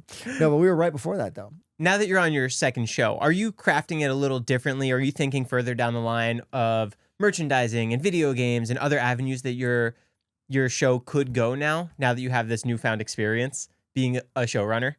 Yes, I am. Well, again, remember I told you about how there's so much that goes into a show, and you're under such a deadline. Now I'm under a deadline with 2 shows. I have Fairly OddParents that has 1 million pieces, and Danny Phantom that has 1 million pieces. So I'm doing 2 recordings a week. I'm doing 2 writers' meetings a week. I'm doing 2 editing sessions a week. How do you have time? I had to make the time. I told I'd come home to my wife and I'd say, I think God gave me supernatural time today. I mean, I did the work of 20 people in 6 hours today. I don't know how I did it all. I would tell her that all the time. I'd say, I honestly don't know. And I would be full of energy. Do you also know that this is a window that not many people have? Oh, yeah. Oh, I am completely cognizant at this point of how rare my situation is. I am never taking it for granted. I go, because I'd seen too many people get cocky and have an amazing opportunity happen to them, and they didn't take it seriously, and they let it slip through their fingers. And I'm talking about people that would sell cartoon shows, right in the office right next to me or right across the way. I'd be like, I'd see these guys get these opportunities, and for whatever reason, the opportunity would go away, and I would never want that to happen to me. Because I'm like, I see, because I'd had opportunities in the past that I didn't take seriously, and I thought, you know what, I'm never gonna let that happen again. You know, I don't say I didn't take it seriously, but I probably didn't believe I could do it. And this time I'm going to believe I can do it. I'm going to teach myself so I can teach others. You know, so it's very complicated. So doing all those shows together, Danny Phantom and Fairly OddParents at the same time, was a pretty big deal. And they're both different, like I said. So I had a whole different writing staff as I did on Fairly OddParents. Fairly OddParents were going funny, funny, funny. Danny Phantom were going comic book drama, little funny, comic book drama, a little more funny. You know, cliffhanger, big moment, scary. What do we do? You know, that kind of thing. Correct me if I'm wrong. Did Fairly OddParents get canceled 5 times with 5 different rap parties? You are not wrong. You are completely correct. Yeah, it got canceled 5 times. I think it got canceled 6 times, actually. But I always say 5 because I know for sure it was 5. Because they would come to me all the time after like season 4 or 5, season 6 and 7, season 7.5. I always say we did 10 seasons of Fairly OddParents. We almost did 15 because they would always say this is season 6.5, 7.5. But they kept coming to me saying, yeah, we're going to cancel the show. Thanks very much. We got enough now. Thank you. We'll have a wrap party. And I did have 5 wrap parties, but I kept believing this show is not canceled. In my heart, I knew there was a scripture in the Bible I would stand on. It's a book of Mark 11, verse 24. It said, whatever things you ask for when you pray, you believe you receive them and you'll have them. That's in Mark 11, 24. And I go like, I believe I received this. I'm praying for this. I'm praying that this show keeps going. I'm just going to keep praying about this. And I don't care what they say. I'm looking at what the Bible says. I'm going to believe this over that. And so I started believing that. And one time after the other, it would keep getting picked up. And I kept saying, I'm going to, and it was really cool because at the time, the show just kept getting better and better in the ratings. And I don't think they had anything better at the time, or they did, but they wanted to keep the show going. Why are they trying to cancel it if it keeps getting better ratings? I don't know. I think sometimes people come in, they have different ideas for the way the schedule should look. Throw their weight around. There's that. And also, your paycheck might be getting to a point they don't want to keep paying you, that type of thing.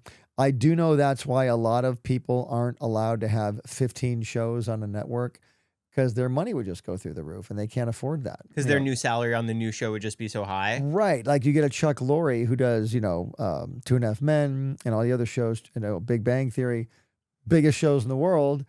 Chuck Lorre's paycheck goes up, right? And rightly so.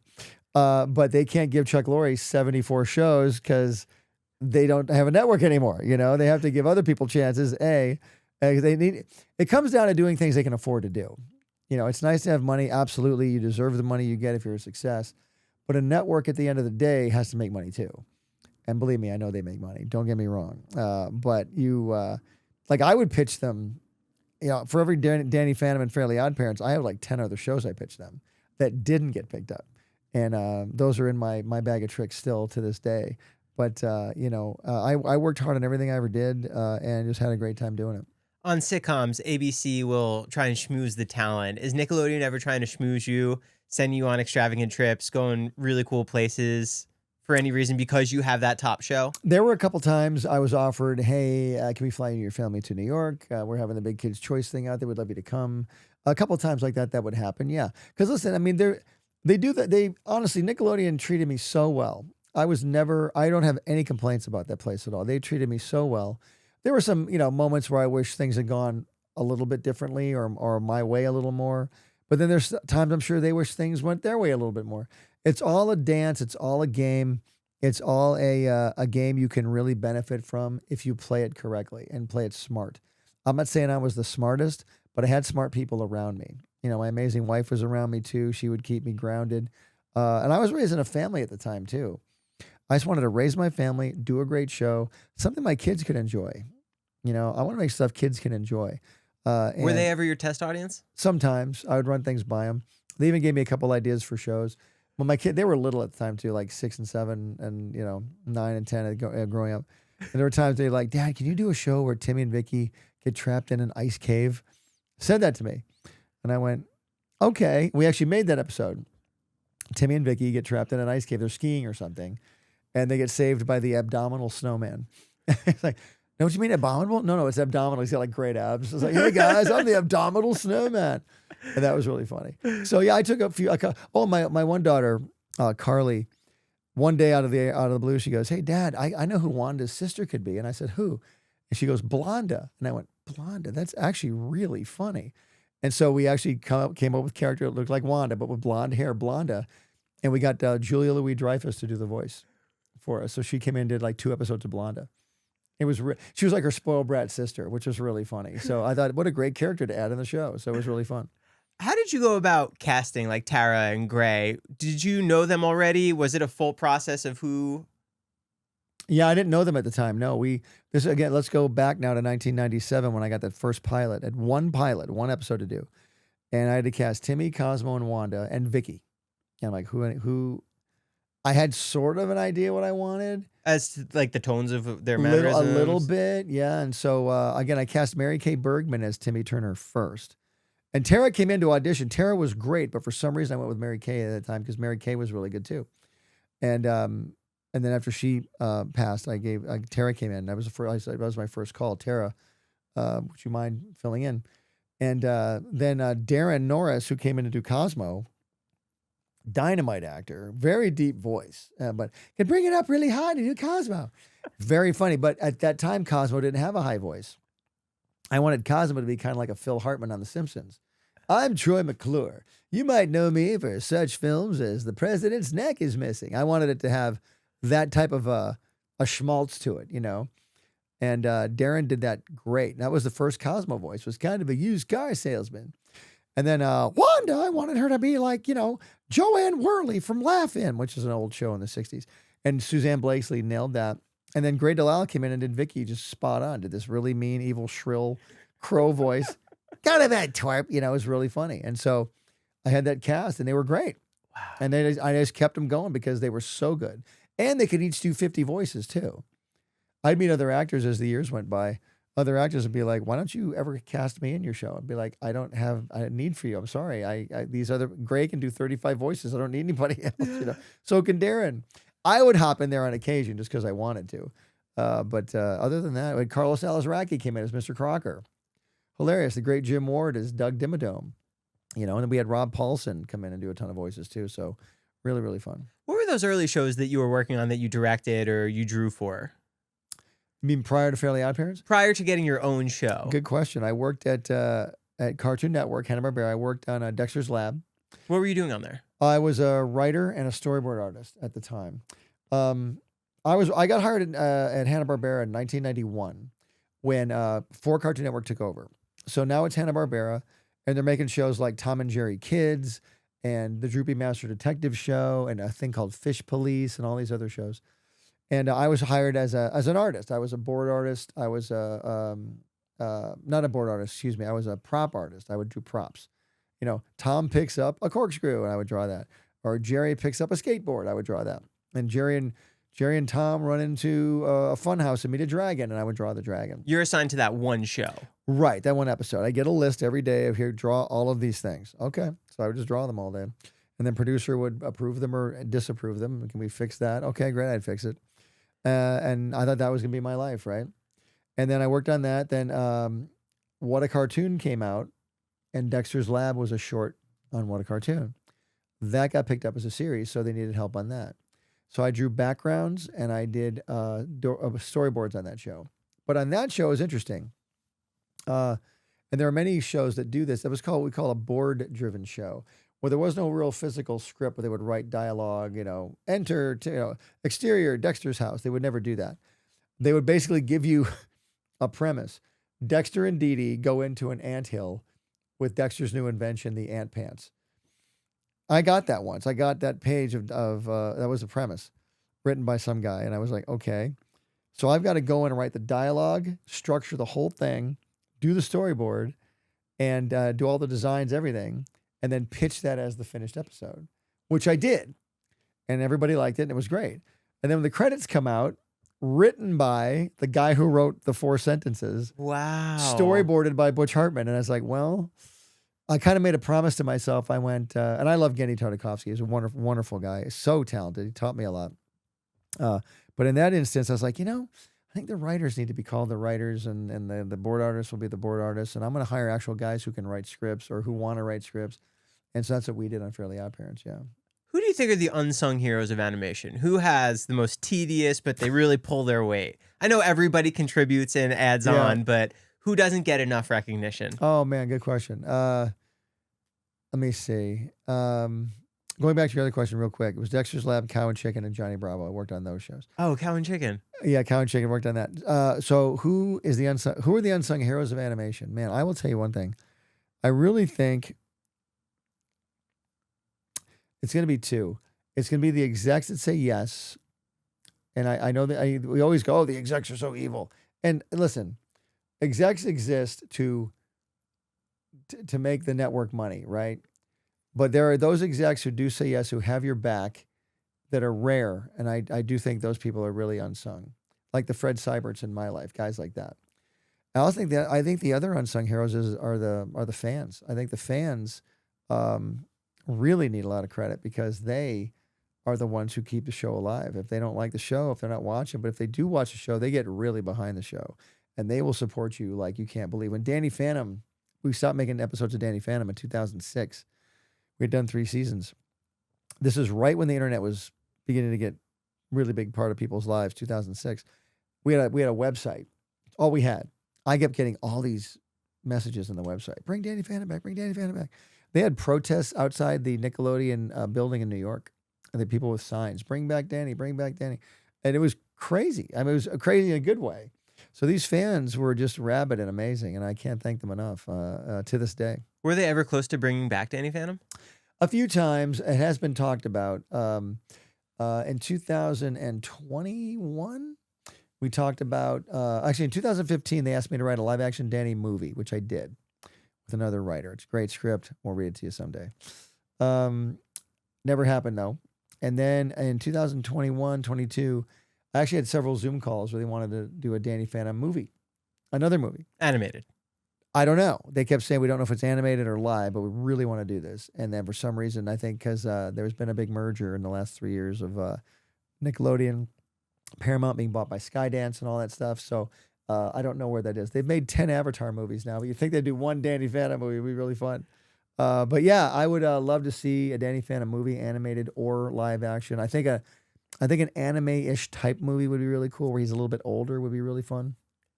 I'm sure you're giving it thought. If they did a live action Danny Phantom, who is Danny? Oh, I just did a video about this.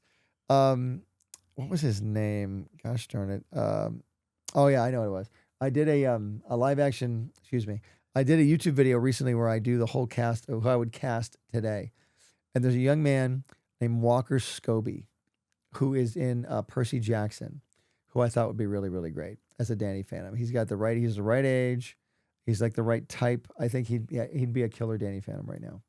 I think I got that name right, Walker Scobie. I think that's his name. So I want to make sure I got that right. Going back to when you were drawing for Johnny Bravo, Cow and Chicken, did you get say on what shows you wanted to go to? Was there something that, hey, I want to go check out Animaniacs, I want to draw in there? Sometimes you could do that as an artist. If you really wanted to work on something, you could go see if they needed anybody. And then if they needed someone who could do what you can do, great. But if you're a character designer and they need a storyboard artist and you can't do storyboards, then you're out of luck, right? So that's why I was forcing myself to learn how to do different things all the time. And I encourage every artist out there, if you're a character designer, learn storyboards. If you're a storyboard artist, learn character design. Learn how to be a writer.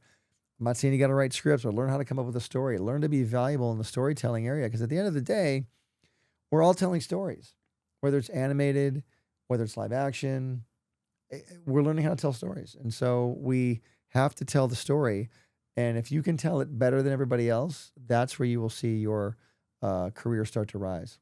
As a wildly successful show creator. Is that person coming in right now? I'd like to see who that is. He's sitting right here. What would you say was your biggest weaknesses that you were able to sharpen and bring up to make sure that you can get your shows created? Good question. I think my biggest weakness was not believing that my idea was good. And I knew my ideas were good, but then when you sit in front of people and they're just staring at you and they don't laugh, they don't react, you need to know your idea is still good, even though there's no reaction from them. Because I've had these meetings where I'll walk in with an idea and I leave, everyone's howling with laughter, loving it, and I don't hear back at all. But then I've had the meeting where I walk in, they are absolutely stone-faced, and I sell 3 things. It's the weirdest thing. It's all dependent on the window that you're in. It's the timing. That's why you never know when something like that could happen. I'm always saying keep throwing darts at the dartboard. And I always say this too, selling a show is like throwing a dart through a donut, but the donut's on a merry-go-round.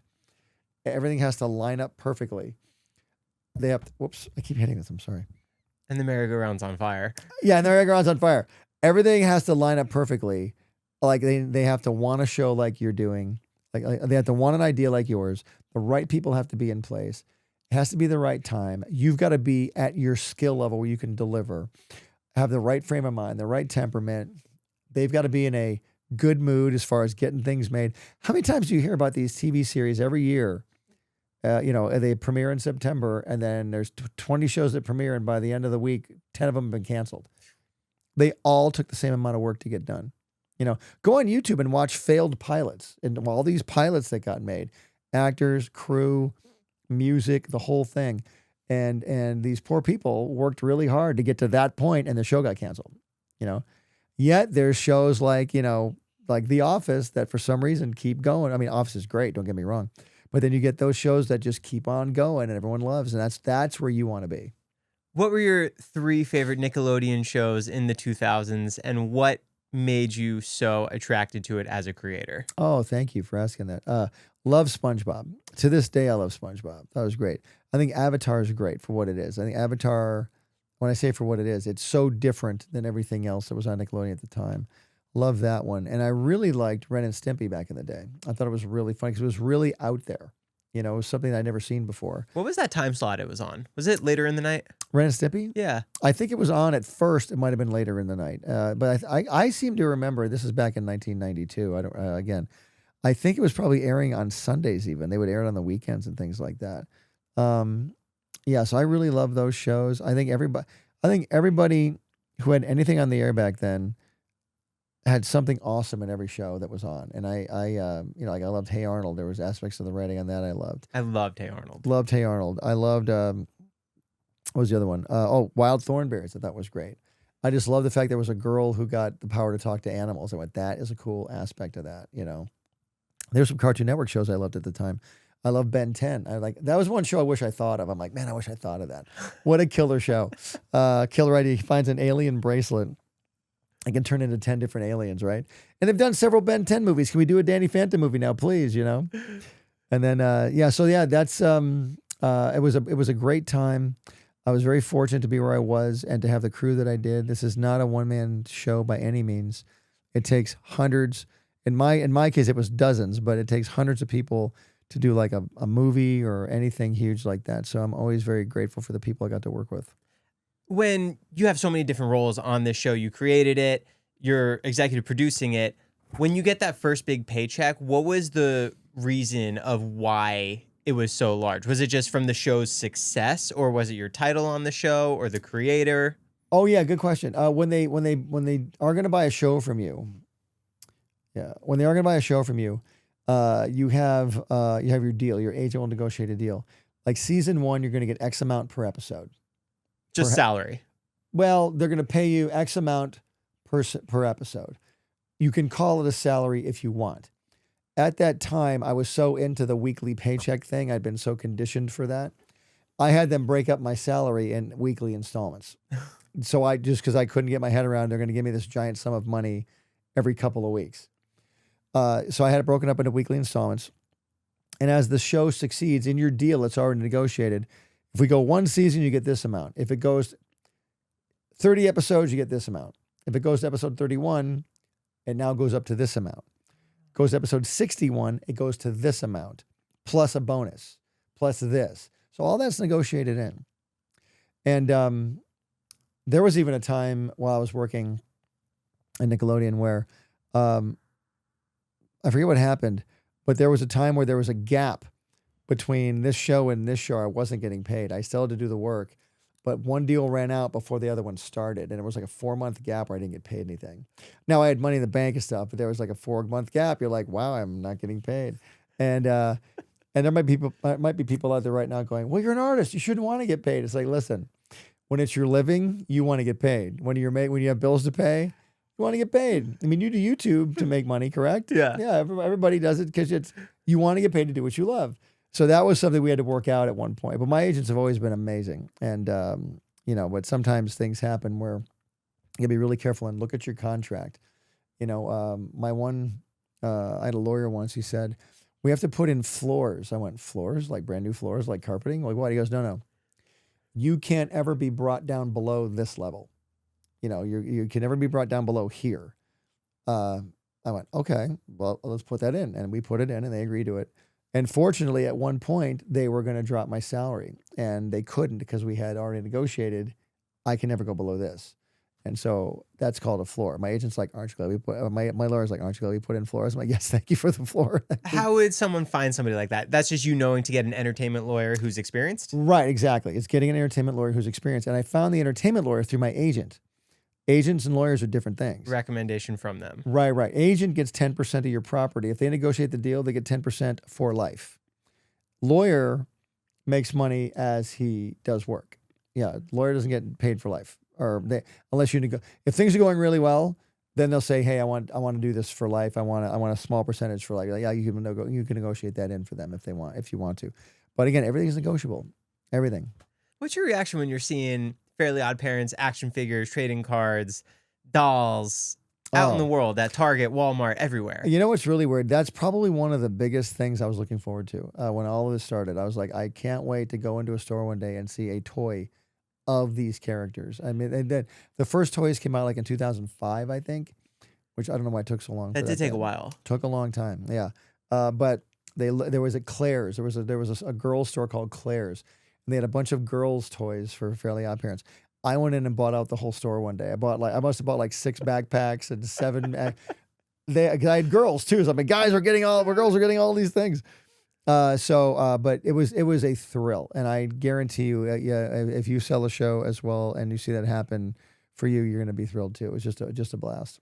How are you spending your time today? What are you animating? Where can people find you as far as to keep up with you for what you're doing? Oh, thank you. Well, I do have a new show I've created called The Garden Cartoon, and it teaches kids the Bible. I'm a Christian, and I got saved about 26 years ago. So, and I never had a show that taught me the Bible when I was a kid. And I looked at the Christian marketplace, and I went, there's really a gap in the Christian marketplace for a good, solid kids cartoon. There are some, but not enough. I thought, I'll just make this show called The Garden Cartoon. I've had it on my mind for a long time, while I was at Nickelodeon, as a matter of fact. And so I got some support for that, and we did 40 episodes of that. You can now see that on a platform called Yippee TV, which is a Christian kids platform, and Angel Studios, another family platform, doing great on there.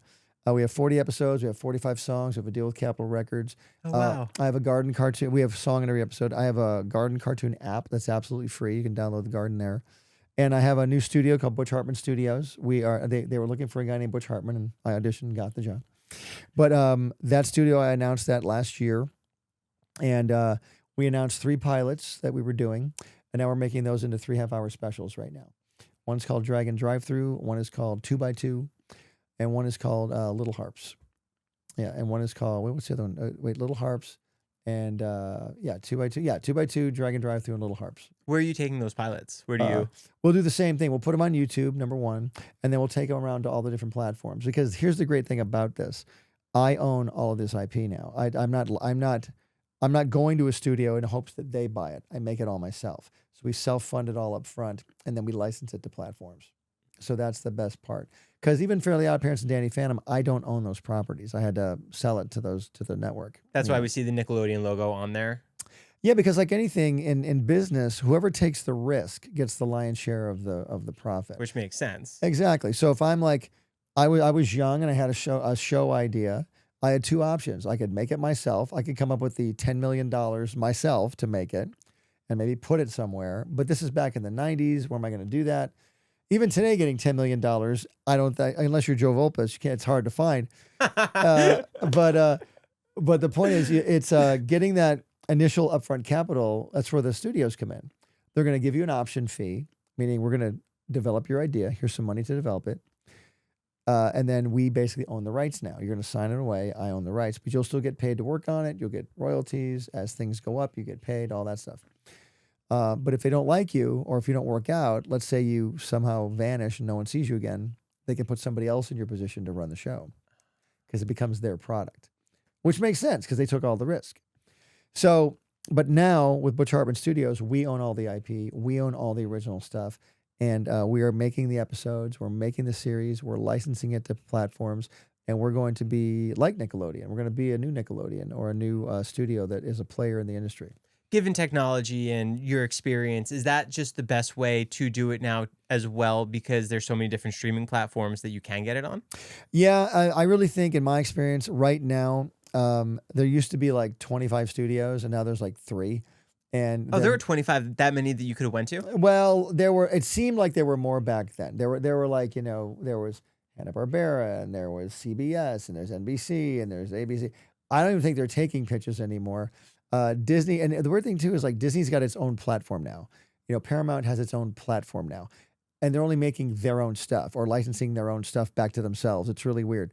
So to get your stuff out there, the only way to do it is on YouTube or a similar platform, or make your own platform. You know, my garden cartoon app, I want to make that into a full kids platform where we put all of our new stuff, and we're shooting new stuff for that right now. I still have stuff on YouTube. I'm reigniting my YouTube channel now. You can find me on Instagram, butchhartmanstudios.com. Find me there. But we are actively making and producing stuff all the time. I just finished writing 2 songs this week, too, for these new specials that we're doing. That's so incredible. You were really part of all the music of your shows. Oh, I love it. Yeah, I love writing songs. On The Garden has 45. I wrote every single one of them, and it's just a blast to do. And I really, truly believe that music really plays a big role. But my job now is to make high-quality entertainment that families can watch and that moms don't have to worry about. So that's what I want to do. Were you always musically inclined? I don't play an instrument. I play a little bit of guitar, but I think had I not gone into animation, I might have been a music producer because I can recognize if a song is great. I know that melody is key. It's got to have a great melody. You know, you find these songs on TikTok that for some reason blow up because they have great melodies and people love them. But I think melody is key. I think that a story in a song is very key. What's the story of that song? Why am I listening to this song? You know, and can I make that catchy at the same time? My Shiny Teeth and Me, for a song like that to take off, my gosh, because it's got a great melody, right?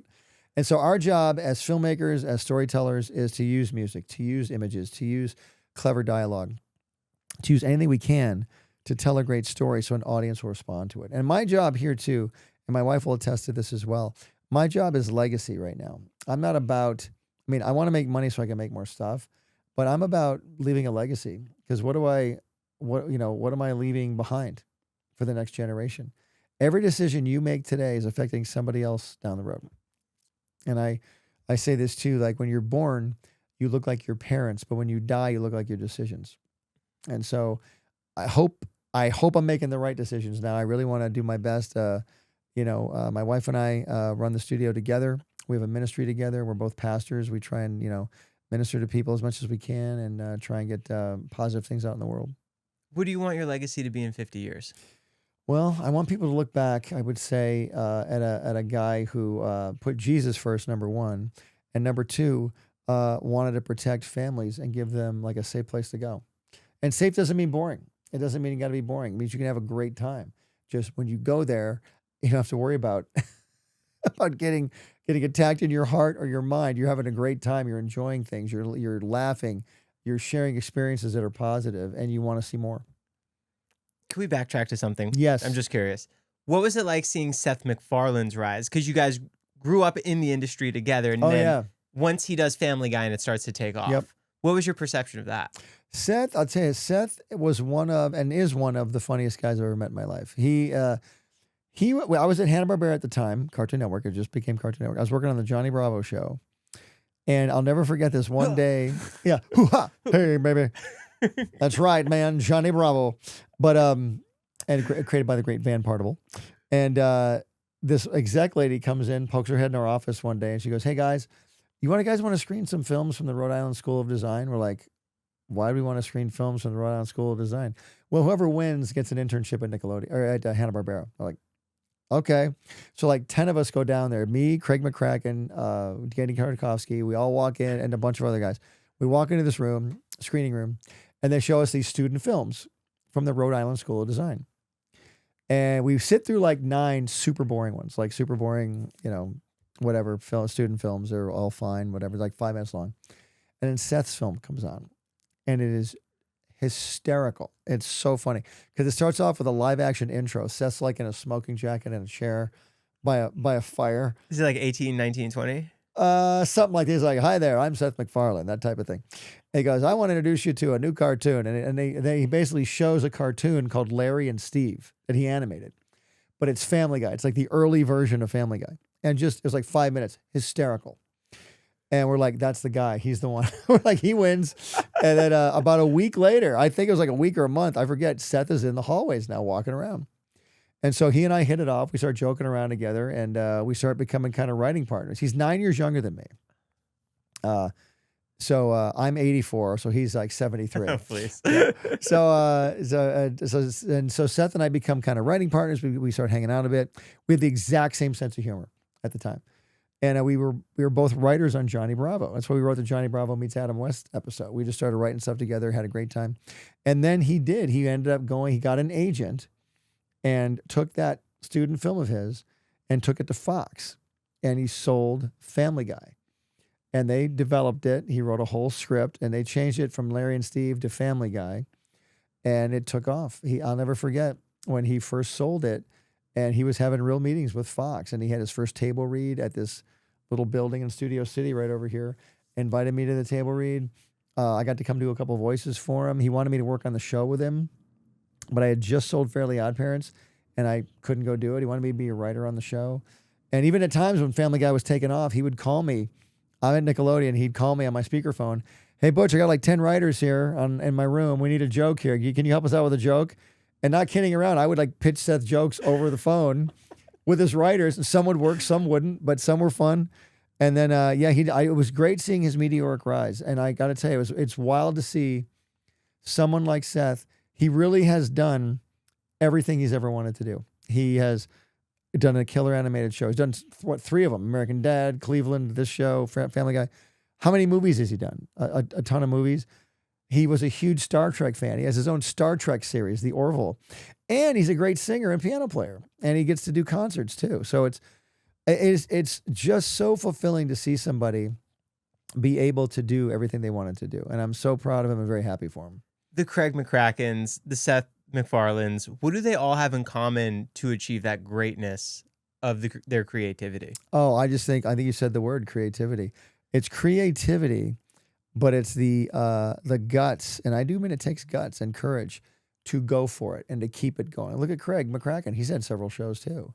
You know, he had Wander Over Yonder. He had the Foster's Home for Imaginary Friends, Powerpuff Girls, all these different shows. And these guys, they never run out of ideas. And even if someone says no, they keep going. And so that's what we all, look at me. I kept going. I mean, you got to keep going. And even when I can't work I'm not working in a studio now, not that I can't. If I took a show to Disney right now or took it to a big studio, it would take a long time to get made and I wouldn't own it. My dream is to own my own stuff. And so that's why I'm doing my own stuff right now.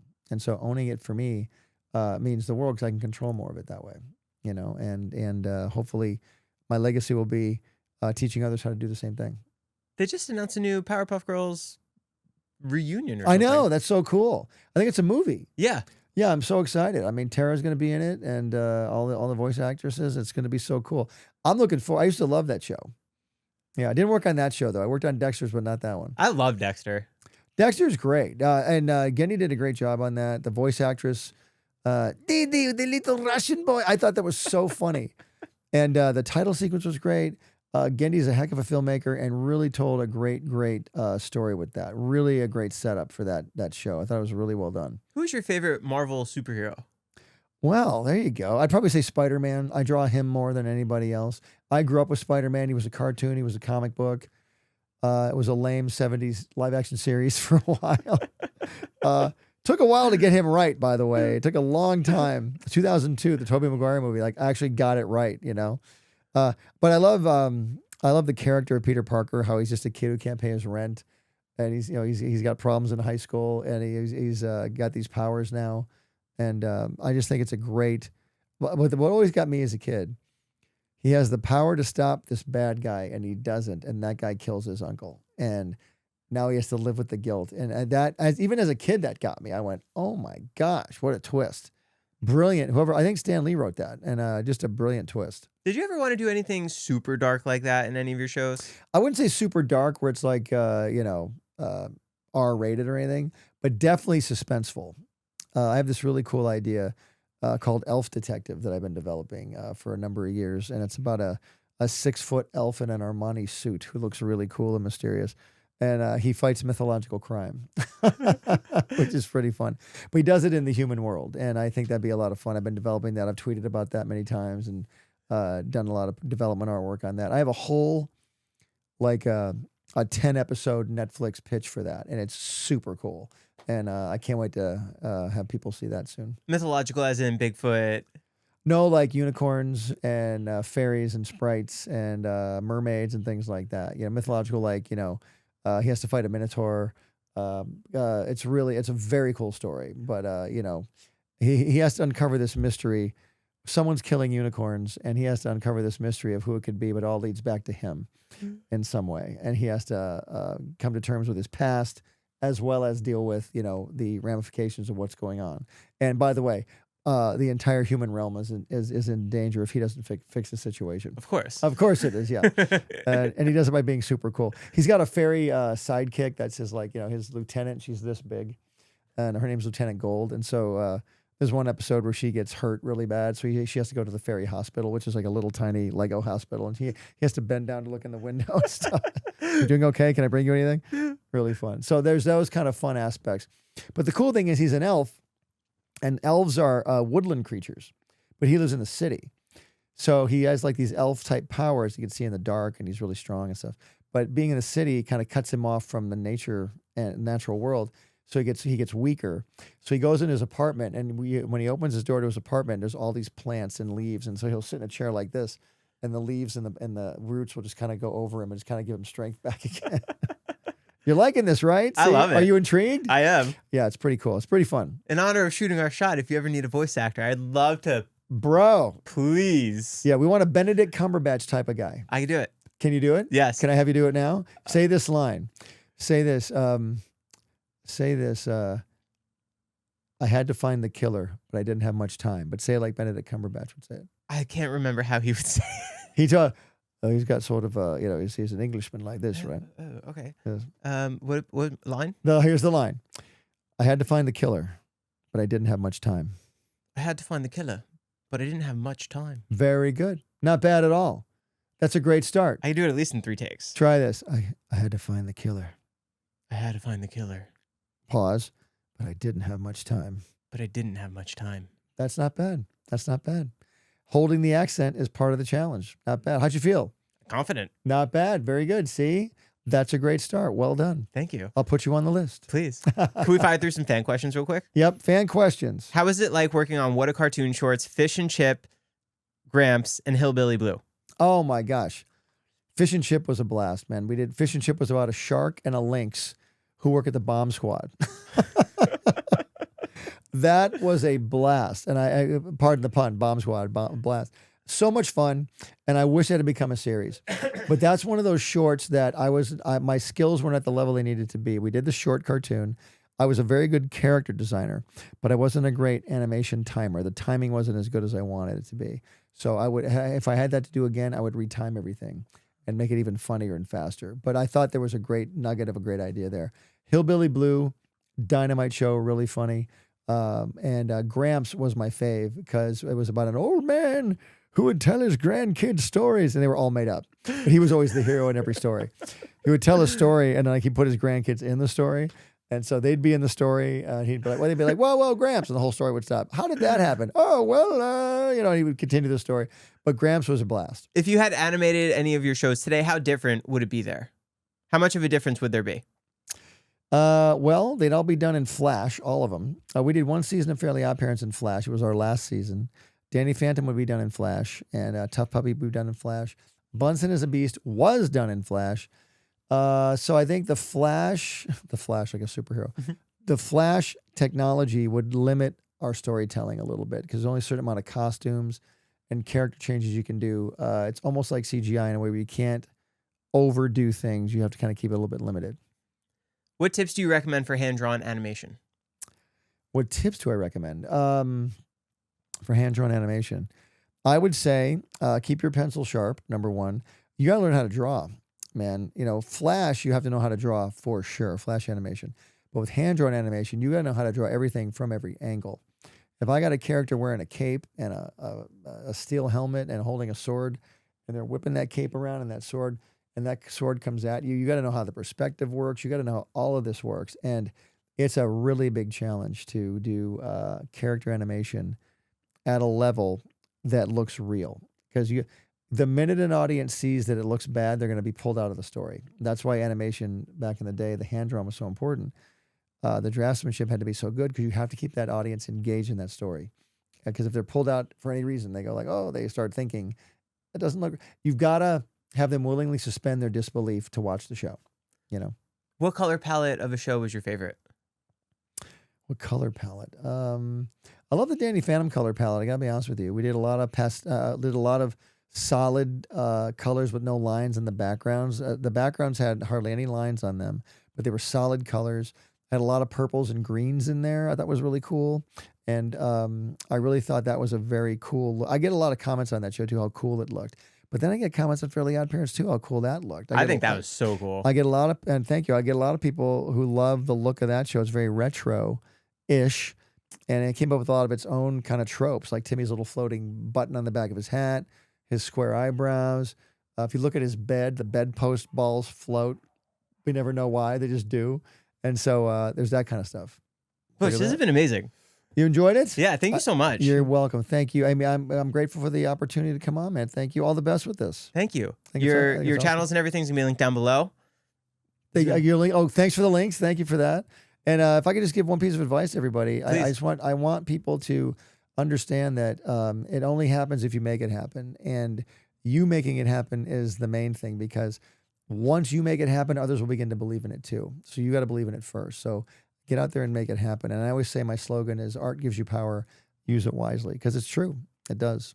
I learned a lot really listening to you today. So thank you.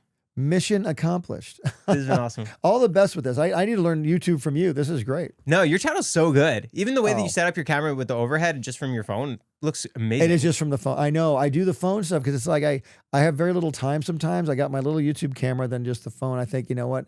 I think people kind of appreciate the rawness in a way. It's the simplicity of it. Yeah, and I need to keep it simple because I don't have much of a crew right now. It's just kind of me and one other person. So, but a great crew. But you're like, you know, I've done the whole big crew thing, wonderful people, but it just takes a lot of time sometimes. What's your favorite piece of memorabilia that you've saved of your own shows? Oh, man. So many cool things.